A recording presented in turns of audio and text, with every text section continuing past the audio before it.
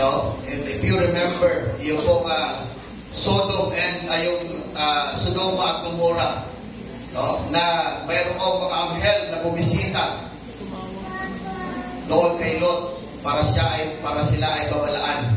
Pero ang kanilang pong nanatnan, no, ay yung mga taong hayok sa laman na talagang kahit yung mga anghel po ay gusto po nilang patusin. Ano? Gusto nilang halayin. Ganon ka makasalanan ng bansang yun. Kaya yun ay pinarusahan ng Diyos sa pamagitan po ng apoy. Ganon ang anghel, ganon ka makapangyarihan ang mga anghel ng Diyos. But of course, dito makikita natin mas makapangyarihan ng Diyos. Sila ay mga sugod ng Diyos at sila ay lubhang makapangyarihan. Sila ay mga lingkod ng Diyos. Okay, so ito po'y patunay na ang Diyos ay mas makapangyarihan kaysa sa mga anghel. Dahil ang mga anghel ay mga lingkod ng Diyos. Gayon pa man, sa mga aklat po ng Revelation, Apocalypse, or Pahayag, sinabi po sa atin ang tungkol sa libo-libong hukbo ng mga anghel na nakapalibot sa trono. At ano po ang kanilang ginagawa? Dinadakila nila ang kordero. Sino yung kordero na yon? Si Jesus Christ, the Lamb of God, ang ating Panginoong Jesucristo. Ang lahat ng mga anghel na ito ay umaawit ng kaluwalhatian sa kordero na pinatay. Walang iba kundi ang ating Panginoong Jesucristo.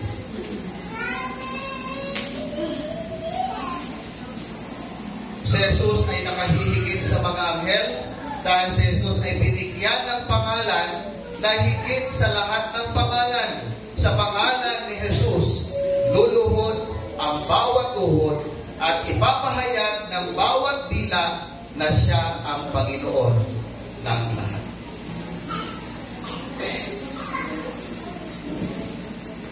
Si Jesus ay nakahihigit sa mga anghel sa kaluwalhatian dahil si Jesus ang ningning ng kaluwalhatian ng Diyos at ang eksaktong representasyon ng pagkatao ng Diyos.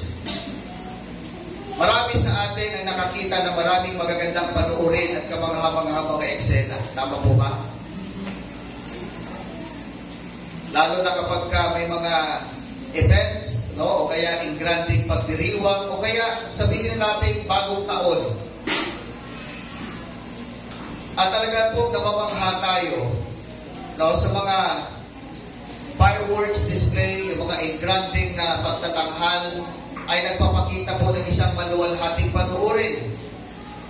Ang lahat po na nakakita nito ay talagang namamangha sila. No? Ngunit, isang araw ay makikita natin ang karilagan ng ating hari, ang ating Panginoong Jesucristo. Sapagkat darating ang ating Panginoon sa dakilang karilagan at kabahalan. Makikita ng buong lupa ang kanyang kaluwalhatian. Si Jesus ay nakahihigit sa mga anghel sa pag-ibig dahil ibinigay ni Jesus ang kanyang sariling buhay bilang pagtubos sa ating mga tao. Dahil tayo po ay makasalanan.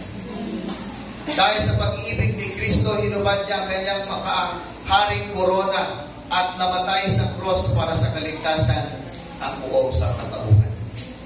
At binanggit ito ng ating talata na sa pamagitan ng pagsasabi sa atin na si Jesus ang nagbigay ng kanalisayan ng ating mga kasalanan. Tandaan na ang paglilinis ng ating mga kasalanan ay naibigay na. Nagawa na. Naganap na. Amen. Ito po yung sinasabing kawakasan ng Panginoon. Dahil, ibig sabihin, tinapos na po ng Panginoong Jesus. Ginawa niya na yung kanya pong papel na siya ay namatay, na nagsakripisyo at namatay sa cross para sa ating lahat, pambayad ng ating mga utang. Dahil hindi natin kayang bayaran ang ating utang, ang ating kasalanan. At ginawa ng Panginoong Jesus, siya ay namatay sa cross. Alang-alang po sa atin para tayo po ay lubusin. Amen? Kaya tinapos niya na, ginawa niya na. Kaya ibig sabihin, wala na pong saysay. Last week lamang, di ba, commemorate po tayo ng tinatawag na Holy Week. At para sa iba, para maging banal ito para sa kanila, ay ang binabalikan po nila yung ginawa ng ating Panginoong Jesus. But in reality, yung kanila pong ginagawa ay para sa kanilang sarili. Maraming tao na nakikita natin, sinasaktan nila ang kanilang sarili.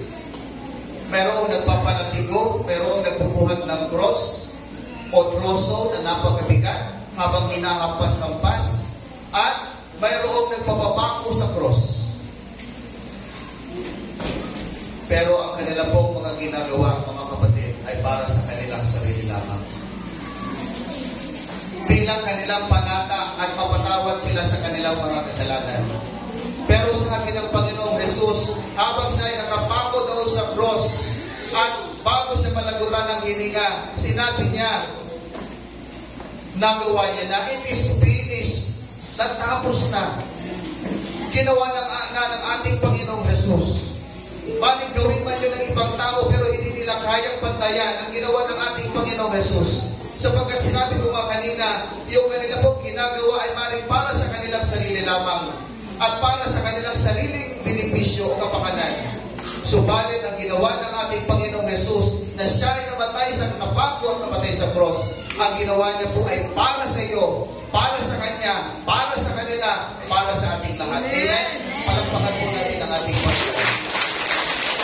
Yun yung ibig sabihin, the supremacy and the finality of Jesus Christ. Ang kapangyarihan at ang katapusan ng ating Panginoong Jesus. Dahil sa Kanyang kapangyarihan, ginawa niya na ang lahat. Tinubos niya na tayo. Tinapos niya na para hindi na natin gawin. Ang gagawin na lang po natin ay magtiwala, sumampalataya sa ginawa ng ating Panginoong Jesus. Huwag natin isipin ang ginawa ng Panginoong Jesus ay kulang pa. Yun po ay sapat na. Kaya paulit-ulit po natin pinapaalala ang Panginoong Jesus. Minsan lang namatay, minsan lang din po sa nabuhay. Hanggang mangyayari po sa hinaharap ay muli siyang magbabalik para tapusin ang buong sanlibutan at husgahan ang dapat husgahan.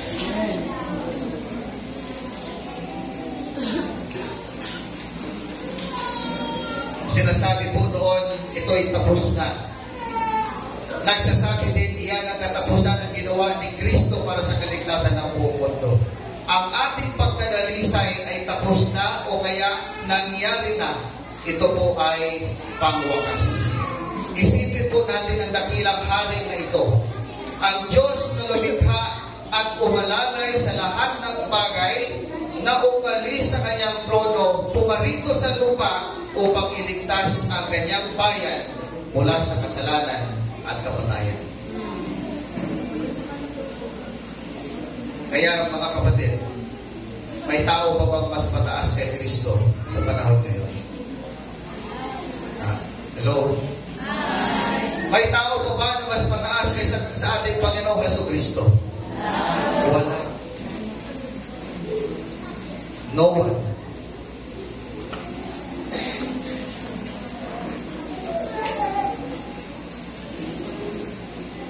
Pero pa bang pag-ibig na hihigit pa sa pag-ibig ni Kristo?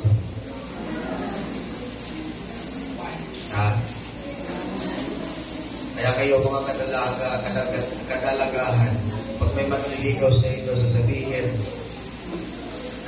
sagutin mo lamang ako. Ibibigay ko sa iyo ang buhay ko, ang aking pag-ibig.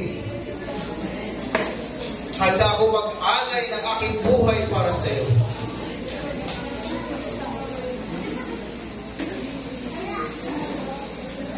Wala pong katotohanan yun. Huwag kayo magpapadala sa mga bola. Dahil ang mga tao, mga kalalakihan po, na iba ang kanilang motibo sa babae ay sasabihin ng lahat ng matatamis na salita. Kaya kahit yung lugar o yung pag-ibig ng Diyos, no, ay gusto pang pantayan.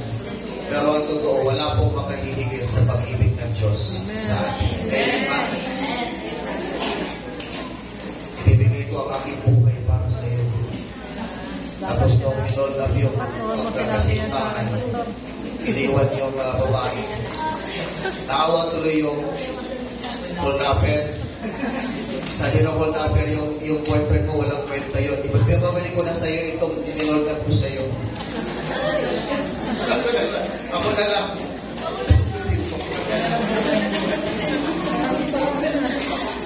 Scriptwriter. Kapanood nyo yan sa Facebook o sa YouTube, TikTok. So kahit sabihin natin yan ay mga mga tawag yan, scripted. But in reality, nangyayari yun. So wala pong ibang hihigit pa sa pag-ibig ni Kristo sa atin.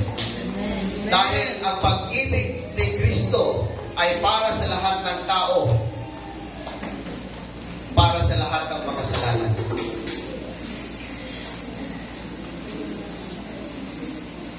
Ang pagkaalam sa kataas-taasang kapangyarihan at kawakasan sa ginawa ni Jesucristo ay dapat magpaluhod sa atin sa pagsamba at pasasalamat. Ito po yung sinasabi ko kanina. Kung kilala mo si Kristo sa buhay mo, ano ang dapat maging response mo? Ano ang magiging tugon mo? Ang ating pagtugon ay dapat tayong lumuhod, sumamba, at magpasalamat sa ating Panginoon. Kaya ang ating pagparito sa sanctuary na ito, sa ating pagpupuri sa ating Panginoon, hindi dapat tayo napipilitan. Amen ba?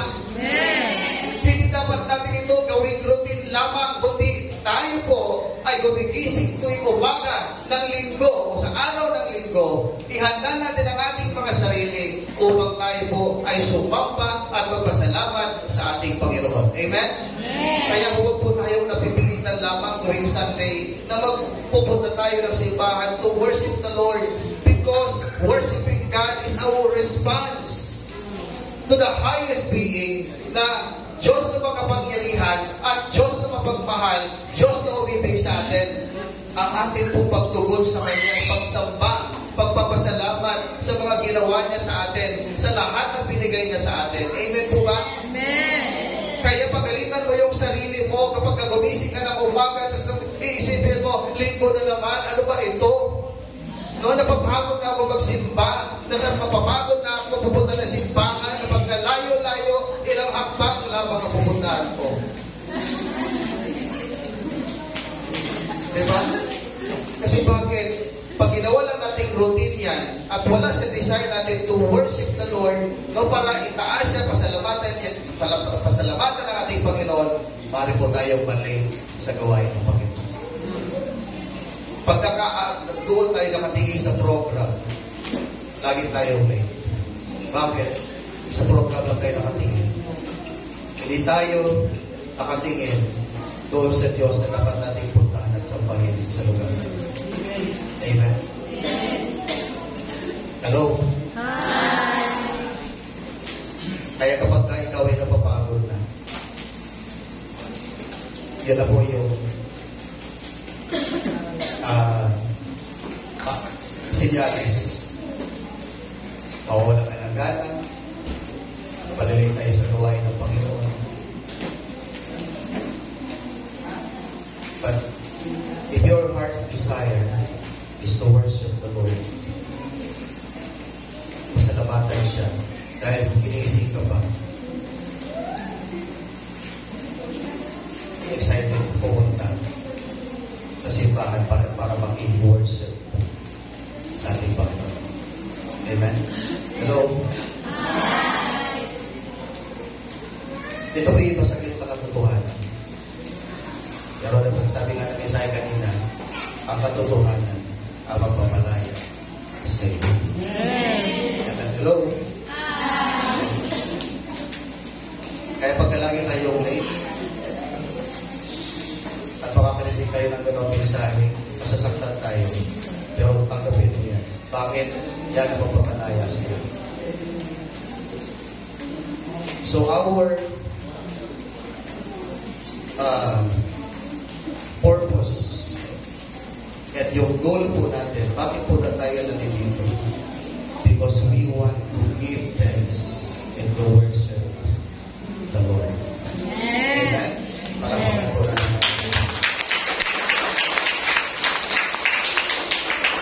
At sabi nga ni Charles Wesley, meron siyang hymno na ginawa. Sabi niya, o para sa 1,000 mga dila na umawit ng papuri ng aking dakilang manlulubos, ang mga kaluwalhatian ng aking Diyos at Hari, ang mga tagumpay ng kanyang biyaya, ang aking biyayang guro at aking Diyos, tulungan mo akong ipahayag upang ipalaganap sa buong mundo ang mga karangalan ng iyong pangalan. Si Jesus ang pangalan na umaakit sa ating mga takot at nagpapatigil sa ating mga kalungkutan. Ang musika sa pandinig ng makasalanan, ang buhay at kalusugan at kapayapaan. Sinisira niya ang kapangyarihan ng kasalanan. Pinalaya niya ang bilanggo. Ang kanyang dugo ay maaaring gawing malinis. Ang pinakamarumi, ang kanyang dugo ay nakatulong para sa akin. Luwalhati sa Diyos at papuri at pag-ibig naway ipagkaloob kailanman. Sa pamamagitan ng mga banal sa ibaba at mga banal sa itaas, ang simbahan sa lupa at sa langit. Hamon or challenge. Kung gayon, sa lahat ng bagay at sa lahat ng paraan, ay ilagay po natin ang pinakamataas na halaga. Ibigay natin ang pinakamataas na paggalang, ang pinakamataas na pagsamba, ang pinakadakilang pag-ibig, ang pinakadakilang paglilingkod sa ating Panginoon at Hari, ang Panginoong Hesus Kristo lamang. Palakpakan po natin.